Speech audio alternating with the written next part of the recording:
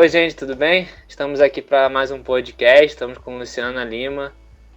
Então, para começar o nosso podcast, Luciana, eu gostaria que você nos contasse um pouco sobre sua trajetória profissional até chegar à A3 Data. Então, qual a sua formação, por que você escolheu estatística e ciência de dados, por que foi do seu interesse ir para essa área?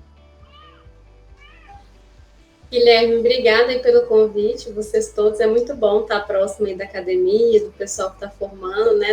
Nessa área que a gente está, a gente tem pouca gente, então quanto mais gente tiver interesse da área, a gente fica muito feliz, né? Porque, pelo menos hoje aqui em BH, a gente brinca que a gente está brincando de rouba-montinho, né? Umas empresas roubam pessoas de outras, então eu fico bem feliz que vocês estão interessados.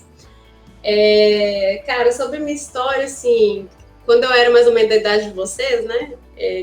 Só que eu era mais adolescente, eu não sabia o que eu queria da minha vida, né? Então, eu sabia que eu gostava de matemática, gostava de exatas, mas eu não sabia muito bem o que eu queria. E aí, eu fui fazer aqueles testes vocacionais, aí vi lá uma pergunta falando sobre pesquisa e tal, e aí eu falei assim, pô, eu gosto demais de ler pesquisa, de ver dado, de ver gráfico e tal.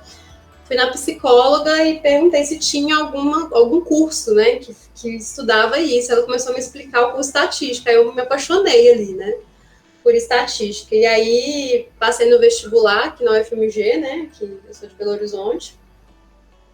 E aí comecei o curso e aí eu achava que eu ia ficar 4 anos estudando gráfico e tal, só que quando a gente entra na faculdade é só letra grega, né, só derivada, integral.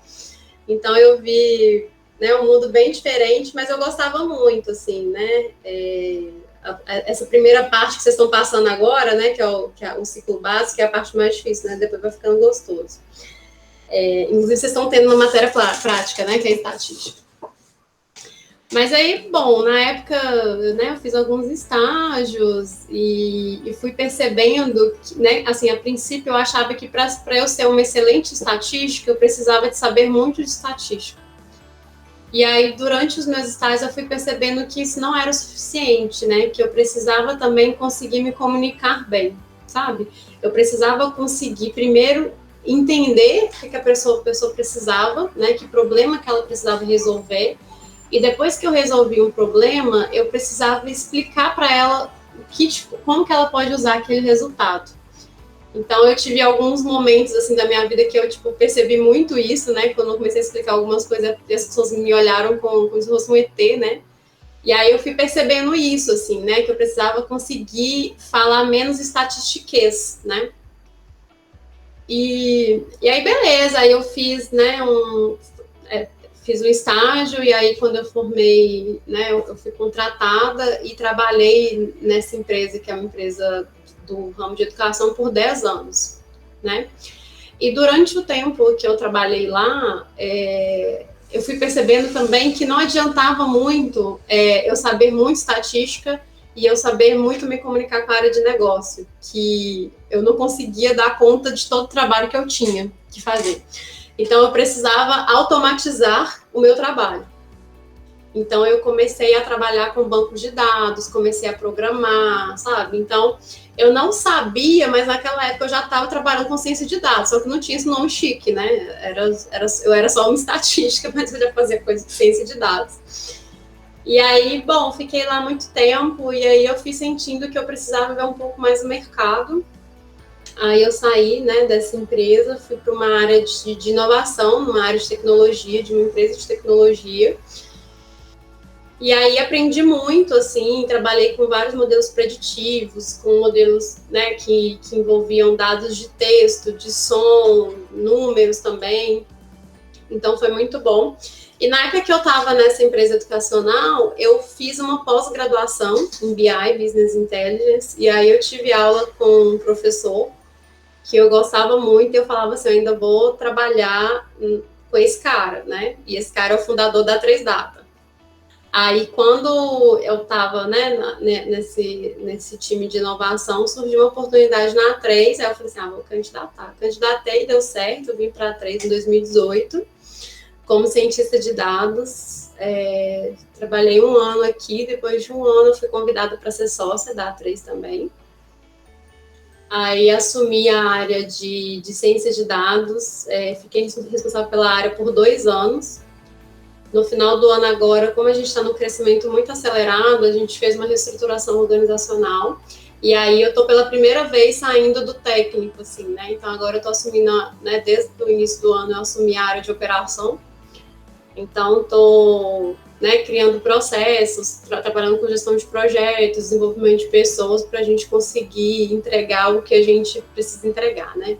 Só para vocês entenderem, a 3Data é uma empresa de estratégia com dados, né? Então a gente resolve problemas complexos de uma organização para trazer valor, para ou reduzir custo, aumentar receita, ou criar novas receitas, né? Então, agora mesmo, por exemplo, eu estava no cliente que eles estão criando uma nova forma de receita, e eles querem fazer isso com o menor risco possível. Então, a gente estava ali apresentando um simulador, como que ele consegue fazer isso, né, da melhor forma, mitigando o máximo possível de risco que ele tem para o negócio dele. Então, a gente trabalha muito com isso, a gente tem um propósito muito claro, né, na A3, que é empoderar as pessoas por meio de dados, né? Então, no nosso time, a gente tem cientistas de dados, a gente tem engenheiro de dados, tem analista de dados, que são, né, cada um trabalha numa parte, né, de um projeto de dados, mas no final do dia está todo mundo querendo extrair valor desse montante de dados que são gerados o tempo inteiro, né, pela gente mesmo. Te respondi? Respondeu sim, falou bastante sobre a trajetória, inclusive um ponto bem legal é que teoria não basta, né? Sempre tem que estar evoluindo ali ao pouco. E também falou um ponto interessante que a gente já chegou a estudar um pouquinho, né? Que é o storytelling dos dados, né? Então, como você vai contar os dados até para o cliente pode ser bastante interessante. E faz a diferença no final das contas, né? Total, faz toda a diferença. Mas falando um pouquinho sobre o seu dia a dia no trabalho, eu queria entender melhor um pouco isso e como você aplica a estatística nas suas funções dentro da 3Data, assim. Como é que isso funciona? Então, eu tô cada vez menos técnica, né? Assim, mas eu ainda utilizo muito estatística. Para vocês terem uma noção, né? Eu tô com a operação da A3, então uma coisa que a gente tem evoluído muito aqui são as métricas, né? Então, eu até brinco com o pessoal, gente, uma empresa de dados, a gente tem que ser orientada a dados, né? Casa de ferreiro, o espeto tem que ser de ferro, né? Pelo amor de Deus. Então, eu tenho até uma estagiária de estatística que me apoia, então, tudo que acontece na operação, a gente tem indicador. Então, por exemplo, a gente tem indicador de quantas semanas que a gente teve entrega de valor para os nossos clientes, a gente tem um percentual de reuniões que os clientes participaram, a gente tem as sprints, a quantidade de sprints, né, que são o espaço de tempo que a gente desenvolve as atividades, que estão no prazo, que estão atrasadas ou que estão em alerta. A gente sabe qual squad que a gente está com uma satisfação menor do cliente, qual que a gente está com uma motivação baixa ou alta do time. A gente tem um percentual de atividades que precisam ser replanejados, o tempo que a gente demora para a gente desenvolver uma atividade. Então, a gente usa muito essas estatísticas para a gente entender aonde que estão os projetos com mais problema, que a gente precisa fazer uma gestão de risco maior, e quais que estão menos, sabe? Então, a gente tem uma série de dashboards que a gente consegue tomar esse tipo de decisão. Mas dentro da A3, assim, a gente tem muito estatístico na A3, né? Porque eu tô um pouco mais distante da operação, mas, assim, a gente trabalha com muito modelo. Por exemplo, a gente entregou há 2 meses atrás um modelo que é extremamente estatístico, assim, né? A gente tem um cliente que eles vendem um produto, né? Não posso explicar muito, mas enfim, eles vendem um produto e eles queriam saber quando que você tem maior chance de recomprar, de comprar um outro produto com eles, né? Então, isso para eles é importante, porque eles precisam saber, porque assim, eles não podem ficar mandando e-mail marketing para todos os clientes toda semana, né? Senão você fica chato e você acaba entrando no spam do pessoal. Então, eles querem saber, assim, qual semana que eu mando um e-mail marketing para a Beatriz, que eu sei que ela está precisando daquele produto. Então, a cada dia, assim, mas aí a gente consolida por semana, a gente sabe quem são os clientes deles que estão mais propensos a comprar naquela semana. que eu sei que eu vou mandar um e-mail naquela semana que eu vou conseguir aumentar a minha chance de conversão. E para esse modelo, a gente utilizou um modelo estatístico, assim, que chama análise de sobrevivência, né? Então, eu vou dar, assim, a partir do momento que você virou meu cliente, eu tenho uma curva que eu sei, eu prevejo qual que vai ser o ponto que você vai fazer a sua próxima compra. Aí, depois que você fez a sua próxima compra, é como se você morresse, e aí você tem uma outra curva agora, que é quando você vai fazer a sua próxima compra. Então, a cada compra, eu faço a curva, e aí eu consigo prever quando vai ser a sua próxima compra e qual é a melhor forma de eu te abordar. Bom, Luciana, muito obrigada por compartilhar essa experiência com a gente, bem interessante. E agora eu queria contextualizar um pouquinho melhor nosso ouvinte, né? Hoje a gente vai falar sobre estatística e mais especificamente sobre modelos probabilísticos. Então, Luciana, se você pudesse contar um pouquinho quais são os modelos mais aplicados na A3, quais as principais diferenças entre eles, para a gente entender um pouquinho mais sobre esse ponto. A gente já trabalhou com esse que eu falei para vocês, né? Modelo de análise de sobrevivência. A gente trabalha também com análise de regressão logística, né? Modelo de regressão logística, modelo de regressão linear. Basicamente, esses modelos estatísticos, a diferença é o que eu quero prever, né? Então, por exemplo, no caso desse de sobrevivência, eu quero prever quando que a pessoa vai morrer, né? Por isso chama sobrevivência. Aí, no meu caso, é quando que ela vai recuperar, né? Agora, por exemplo, regressão logística, eu vou prever, por exemplo, se a pessoa vai cancelar meu contrato, sim ou não. Então, sempre que eu quero, né, prever algo que seja categórico, que a gente chama, se a pessoa vai cancelar o contrato sim ou não, se ela vai comprar sim ou não, alguma coisa seja sim ou não, eu posso usar um modelo de regressão logística. Aí, por exemplo, a gente está trabalhando agora com um outro modelo, que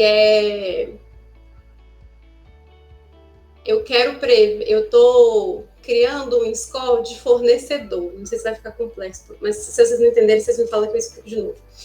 Vamos pensar que você tem um fornecedor de, sei lá, de comida, né? E aí, você tem vários fornecedores e você quer saber qual que é o fornecedor que te dá as melhores comidas ao menor preço. Beleza?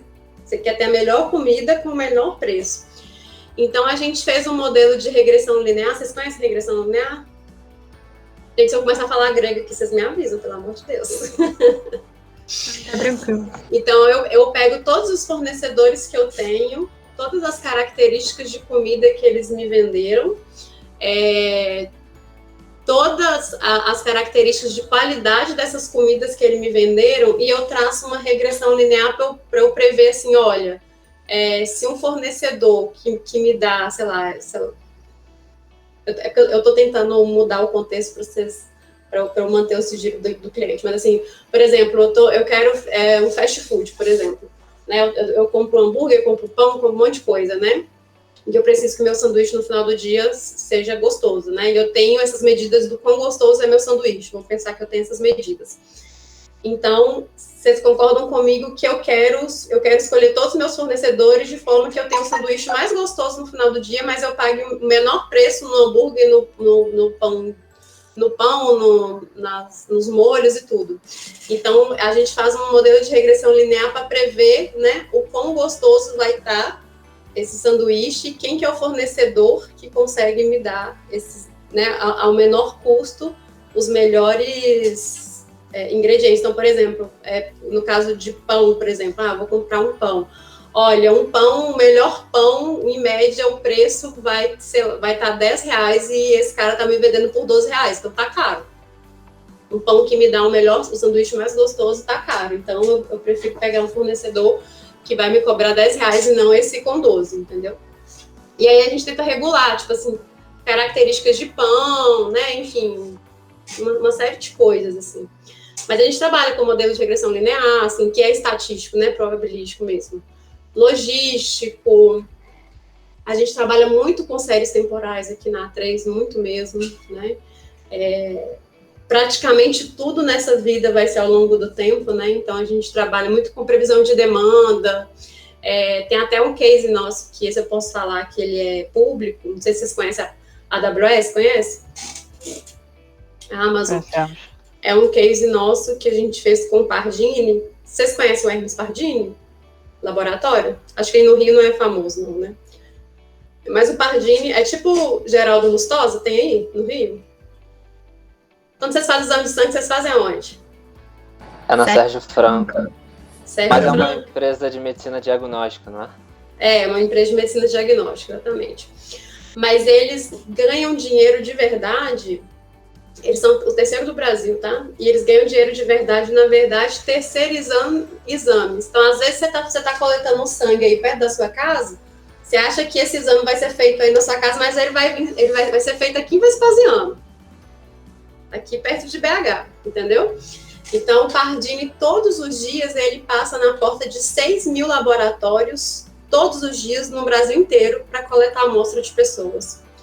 Aí essas amostras vêm tudo aqui para BH, aqui é exatamente uma indústria de exame diagnóstico, né? Passa tudo em esteira, tal, super high-tech, e faz exames para essas pessoas todas.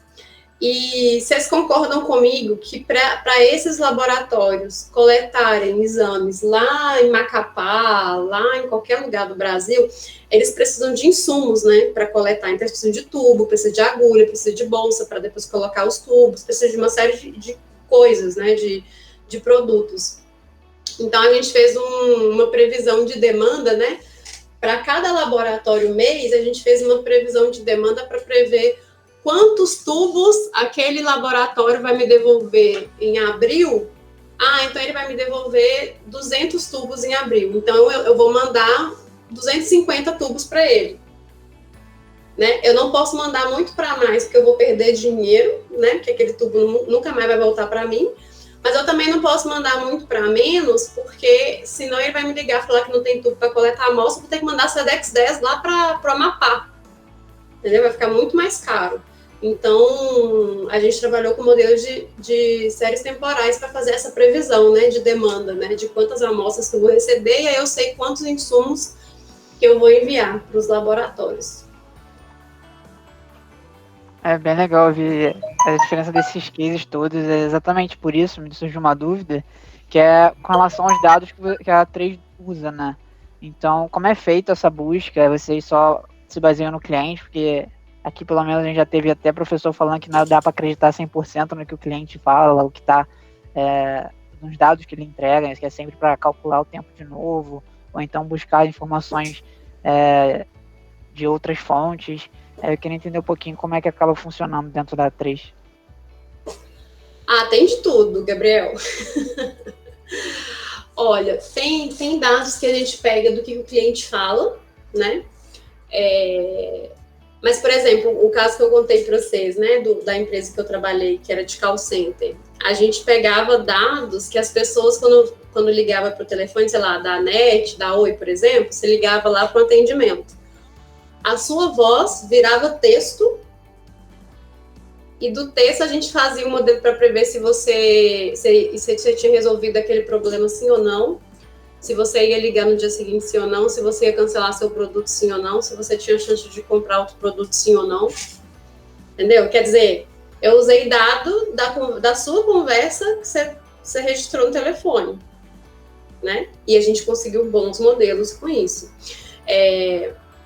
No caso do Pardini, por exemplo, a gente utilizou dados de tudo quanto é sistema que você imaginar lá, de envio de amostra, de histórico de 4 anos de envio de amostra. Então, assim, a gente usou muitos dados que o Pardini já tinha, né? Mas tem alguns casos, por exemplo, que a gente precisa enriquecer a nossa base de dados. Então, por exemplo, a gente fez um outro trabalho com um cliente nosso, que era de telecom também, né, de banda larga, e eles precisavam saber aonde que eles tinham que investir, porque para uma empresa vender banda larga, ela precisa colocar um poste, né, o cabo precisa ir até a porta da sua casa, alguém tem que pôr um poste ali, e tem que vir fio até aquele poste, né. Então, ele precisa saber aonde que ele vai ter demanda, para ele saber onde que ele vai pôr poste, né. E aí, para esse caso, por exemplo, para ele saber se ele ia ter demanda no seu bairro, por exemplo, ele tem que saber qual que é a característica do seu bairro, né? Então, qual que é o poder aquisitivo das pessoas do bairro? Quanto que as pessoas ganham? Quanto que as pessoas estão dispostas a pagar por uma internet? Então, a gente precisou enriquecer os dados com informações da população que viviam naquele bairro, né? A gente comprou essas informações. Existem empresas que vendem essas informações da gente, entendeu? E aí você sabe qual que é a idade daquela população, qual que é o percentual de homens e mulheres em cada idade, qual que é a renda média, qual que é o tipo de profissão que aquelas pessoas que moram ali naquele lugar têm, se as pessoas viajam todo ano, enfim, você tem uma série de informações daquelas pessoas que te ajudam a criar, a entender os perfis daquele bairro, das pessoas que moram ali, e se de acordo com e bairros mais parecidos com aqueles, se você consegue vender mais ou menos, né? Então você consegue ver o tanto de potencial que tem de crescimento em cada bairro, né? Então, quer dizer, internamente a gente não tinha todos os dados que a gente precisava, a gente precisou comprar, né? Às vezes a gente, por exemplo, eu estou em outro cliente agora que a gente está enriquecendo os dados que eles têm com pesquisa, então a gente está disparando pesquisa para alguns clientes, perguntando algumas coisas de comportamento deles para a gente agregar no nosso modelo.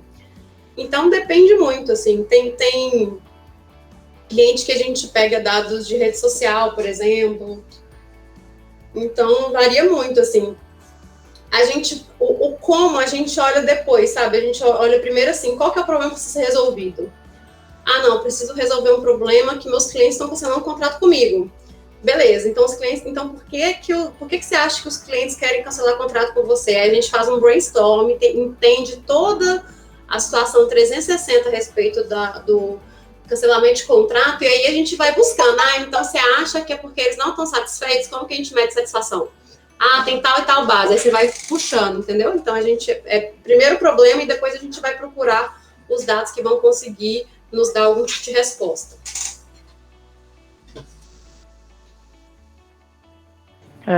Bastante interessante mesmo. Acho que o Gabriel vai ter uma pergunta agora também. A minha pergunta era mais em cima, a gente como estudante de engenharia de produção tem sempre um pouco essa cabeça de querer buscar processo em tudo, né? Então, entender um pouquinho como é que você, na A3 Data, como é que funciona a dinâmica dos projetos de vocês. Se vocês têm algum passo a passo, um guia definido para a resolução desses problemas, como é que funciona quando as pessoas são alocadas por projeto, ou se a área toda atua em todos os projetos. Então, entender um pouquinho mais do dia a dia mesmo, do seu na A3 Data, e também se você já teve alguma outra experiência que você acha que faz mais sentido também falar, fica à vontade. Boa, Gabriel, você tocou aí no meu ponto, que o processo é comigo mesmo, e eu, como responsável pela operação, eu sou a chata do processo na A3, né? Mas assim, como que funciona, né, o negócio da A3? A gente tem um comercial, né? Então o comercial a gente trabalha muito com squad, né? Então o comercial, né, faz reuniões com os clientes, eles vendem squads, e aí eles entendem que tipo de profissionais precisam estar no squad, né? E aí, beleza, fechou, tal, vamos começar. Começou, aí a gente precisa contratar as pessoas ou trazer uma pessoa de um projeto para o outro, enfim, a gente monta o time que vai atuar nisso. Começamos o projeto, e fora isso, por trás tem muito processo, tá, Gabriel? Tem processo de assinatura de contrato, de contratação de pessoas, de definição do time do cliente também, que o cliente também tem um time que vai atuar dentro do squad, né? Tem uma série de etapas aí que eu estou simplificando. A partir do momento que a gente começa, a gente sempre tem uma sprint que a gente fala que é uma sprint estruturante, que a gente vai fazer um aprofundamento na estratégia da empresa. Então, a gente quer entender tudo que a empresa tem de dado, qual que é a dor que ela tem no momento, a gente faz o que a gente chama de inception, então a gente faz uma série de reuniões de levantamento de cenário com a área. Então, por exemplo, normalmente quando a gente começa no cliente, a gente já tem o primeiro projeto definido. Então, vamos supor que é esse caso que eu estou falando para vocês de cancelamento de contrato. A gente quer fazer uma previsão de cancelamento de contrato. Então, a gente vai entrevistar as pessoas que trabalham com atendimento ao cliente, com as pessoas que trabalham com o produto ou com o serviço que é oferecido para o cliente, enfim, com todo mundo que está envolvido com o cliente, para a gente realmente ter uma visão do que pode impactar o cancelamento do contrato. A partir daí, nós vamos mapear quais são as informações relacionadas com isso, E aí a gente vai fazer o que a gente chama de prototipação da solução. Aí que nós vamos pensar como que nós vamos, de fato, resolver esse problema. Pensamos, a gente faz o planejamento de tudo que a gente tem que fazer, sei lá, nos próximos 3, 4 meses, para a gente resolver esse problema e como que a gente consegue fazer, aí vem muito do acho que a Beatriz falou, como que a gente consegue fazer entregas parciais para a gente não demorar 4 meses para o cliente ver alguma coisa. A gente tenta quebrar como que a gente consegue fazer essas entregas parciais, né? E entregando valor para o cliente, até a gente entregar a nave-mãe daí a 4 meses. Entendeu? Mas tudo tem processo, toda a nossa parte de gestão de projeto tem processo, a gente tem processo para estimar esforço de atividade, a gente tem processo para fazer levantamento de cenário, a gente tem processo para mapear os dados, a gente tem processo para construir arquitetura, a gente tem processo para desenvolver as nossas iniciativas em R ou em Python, a gente tem inclusive um framework, depois se vocês quiserem entrar para essa área de ciência de dados, a gente tem um framework nosso aí que chama Hermione, né? Então, Hermione é um framework de desenvolvimento de projetos de ciência de dados, então é um super processo que está ali. Então, assim, a gente, né, no crescimento que nós estamos, a gente triplicou no passado, esse ano a gente achou que a gente ia duplicar, mas acho que nós vamos triplicar de novo. Para a gente triplicar do jeito que a gente quer e com a qualidade que a gente quer, nós precisamos de processo, né? Porque processo e gente boa para trabalhar. Então, são as duas coisas que a gente precisa, né? Então, inclusive, um processo que funcionava em dezembro, talvez não funcione agora. Né? Então, eu brinco muito com os meninos aqui, que aqui na A3 tem nada escrito em pedra, né? Então, a gente não tem problema nenhum mudar, né? Gente, a gente estava fazendo isso, estava funcionando, mas agora não está funcionando mais, vamos fazer de tal jeito?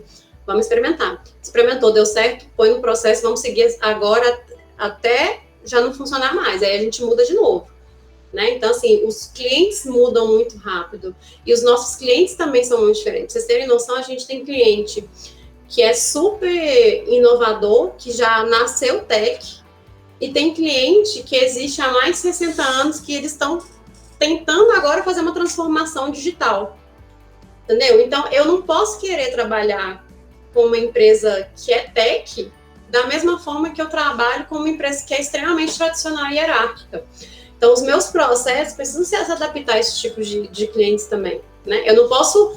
Eu brinco muito com os meninos, gente, nós não vamos picar o pé na porta de ninguém, né? A gente tem que se adaptar ao cliente. O cliente tem que aprender com a gente, se adaptar a gente também, mas a gente também tem que se adaptar com ele. A gente não pode imprimir e falar assim, você vai entrar no meu processo. Não, nós não estamos aqui para também enfiar um processo goela abaixo. Nós estamos aqui para entregar valor por meio de dados, para atuar na estratégia da empresa, mudar a forma como as pessoas tomam decisões hoje, né? Então, assim, se a gente tiver que se adaptar ao cliente, nós vamos se adaptar ao cliente, né? A gente não é casado com o processo, não. Até pensando nessa linha que você falou, eu senti que é bastante difícil mesmo decidir quando fazer um processo novo ou manter o antigo, reestruturação. Pensando nisso, assim, eu acho que você podia contar um pouco pra gente qual seria, acho que o case mais complicado que você já pegou, tanto quando você mexer mais com estatística ou a partir de agora também relacionado à operação da A3, não tem problema. Acho que o maior desafio que você pegou com relação a isso também. Você fala com o processo? Pode ser processo, quando você trabalhava mais com estatística, não tem problema. Cara, eu tô com o meu desafio agora, né? É o que tá doendo hoje, né? Assim, pra vocês terem noção, a A3, né, era uma empresa pequena. No início da pandemia, ano passado, ela tinha 20 pessoas. Hoje a gente tá com quase 70 pessoas. Então, assim, é muita gente, né? Uma empresa que aumenta assim, ela aumenta uma complexidade muito grande, porque são muitas pessoas pensando diferente, né? Então, antes, se eu tinha 2 pessoas que faziam gestão de projetos, hoje eu tenho 5, 6 pessoas que fazem gestão de projetos. Então, o meu grande desafio hoje é criar processos que garantam a qualidade, né? E para a gente conseguir fazer isso, né, a A3 é uma empresa extremamente horizontal, e para a gente conseguir fazer isso, a gente precisa muito de trabalhar com a autonomia das pessoas, precisa dar autonomia para as pessoas. Eu não consigo estar em todas as reuniões, eu não consigo estar em todos os clientes, eu não consigo tomar todas as decisões, e nem quero, né? Agora, para que as pessoas consigam ter autonomia para tomar decisão, elas precisam de contexto. Entendeu? Então, o que eu converso muito com os Agile, os Masters, com o pessoal que faz gestão dos projetos e com todo mundo, gente, vamos dar contexto. A pessoa tem que começar o dia dela sabendo por que ela está fazendo o trabalho dela. Entendeu? Por que você está fazendo essa análise de dados? Porque eu tenho que entregar amanhã. Não, tá tudo errado, né? Você tem que fazer, não. Que problema que você está resolvendo? Não, eu estou fazendo essa análise aqui porque o gerente lá, que é o meu cliente, ele precisa saber qual que é o perfil de clientes que tem mais chance de cancelar o contrato, e aí ele vai dar uma promoção para essas pessoas. Então, é para isso que você está fazendo essa análise. Você não está fazendo essa análise, você tem que entregar amanhã. Entendeu? Então, a gente é um trabalho assim de formiguinha, de o tempo todo puxar o pessoal do porquê que elas estão fazendo o que elas estão fazendo, né? Se a pessoa entende muito bem o porquê, ela não precisa de ninguém para tomar decisão, ela consegue tomar decisão sozinha. Porque ela consegue pensar se ela for para um lado ou para o outro, se ela vai estar mais próxima ou não do porquê que ela está fazendo, sabe? Então, e assim, por exemplo, eu montei um playbook junto com o time de operação, né, de como que os processos da A3 devem seguir. Aí eu pergunto para o Gabriel, você acha que o pessoal seguiu 100% do que está no playbook? Claro que não, né? Então, eu sou a chata do playbook também. Eu fico assim, gente, a pessoa me pergunta uma coisa, assim, gente, você olhou no playbook? Não. Tá bom, olha lá, depois você me pergunta. Se não tiver lá, você me fala. Então, assim, aí eu cito muito, ó. Gente, conforme está no playbook, a gente tem que fazer dessa forma. E não é que está escrito em pedra. Se vocês souberem uma forma melhor de fazer, não tem problema, a gente atualiza o playbook. Agora, o que a gente não pode é não seguir um processo porque deu na telha, né? Você pode não seguir um processo porque o cliente pediu, porque você quis se adaptar, porque, enfim, porque você acha que não está funcionando legal ali, etc e tal. Agora, você não pode falar assim, nem olhei e fiz do meu jeito. Também não é assim, né? Ninguém está aqui no low horse, não. Nós já batemos muita cabeça aqui né, se está no playbook que a gente viu que aquilo ali funciona legal. E óbvio que não vai funcionar legal para sempre. Mas você tem outra proposta, compartilha com o time, a gente muda o processo, né? Mas acho que o meu maior desafio hoje é conseguir trazer, de fato, autonomia para um time que está crescendo muito, que tem muita gente nova na empresa, para ter certeza que está todo mundo entendendo o que está fazendo, por que está fazendo e que vai entregar com qualidade, sabe? Eu acho que esse é o meu grande desafio. Bom, Luciana, bem legal. Acho que esse é um desafio comum de empresas que estão crescendo, faz bastante sentido. E aí, infelizmente, nosso podcast está chegando no fim. Eu queria te fazer só uma última perguntinha, que, enfim, falando um pouquinho do futuro, né? Com toda essa experiência que você tem no mercado, com, enfim, sua experiência na 3Data, como você enxerga o futuro da análise de dados, né? Considerando a inteligência artificial, o machine learning? Não, pergunta difícil, hein? Olha, eu acho que a gente está longe de um platô, assim, sabe? Eu acho que tem muita coisa para acontecer ainda. Eu acho que tem muita pouca gente no mercado. Então, por exemplo, hoje na A3, a gente tem uma dificuldade grande para contratar pessoas, né? A gente está garimpando, tanto é que a gente tem gente no Brasil inteiro. Tem gente que trabalha com a gente que mora em Santa Catarina, em Goiás, em Brasília. Tem gente do Rio, tem gente da Paraíba, tem gente de Natal, tem gente de tudo quanto é lugar. Tem um iraniano, tem um tunisiano. Então, assim, nós abrimos o leque, né? Então, assim, um grande desafio, né, para quem está do lado de contratar, é contratar boas pessoas, né? E o que eu quero dizer com boas pessoas? São pessoas que tenham conhecimento técnico, mas que também sejam capazes de resolver problemas, sabe? Então, não pensem que vocês estão tendo aí. E eu acho até que o curso de engenharia de produção ele possibilita vocês terem uma visão um pouco mais sistêmica das coisas, né? Mais generalista. Mas eu sinto um pouco de falta disso, sabe? As pessoas saem da faculdade ou fazer algum curso com uma cabeça muito receita de bolo lá, não, para resolver um problema tem que fazer isso, depois isso, depois isso, depois isso. E não é assim que as coisas funcionam. Na vida real, as empresas não estão nesse ponto, né? Tem empresa que está mais madura e menos madura. E você tem que conseguir se adaptar bem. Eu ainda acho, né, que o mercado vai se transformar muito ainda, né? Eu brinco que uma hora, tem um sócio meu que fala que o salário desse povo é uma bolha, né? Que daqui a pouco ninguém vai dar conta de pagar. Principalmente depois que São Paulo descobriu que o povo pode trabalhar remoto, aí São Paulo está invadindo todo mundo, né? Tá uma coisa horrorosa, mas assim, enfim. Eu vejo que tem muitas empresas. O Brasil está atrasado na transformação de dados, né? Então, assim, as empresas estão começando, né, a adotar isso, a realmente tomar decisão de uma forma menos qualitativa e mais quantitativa.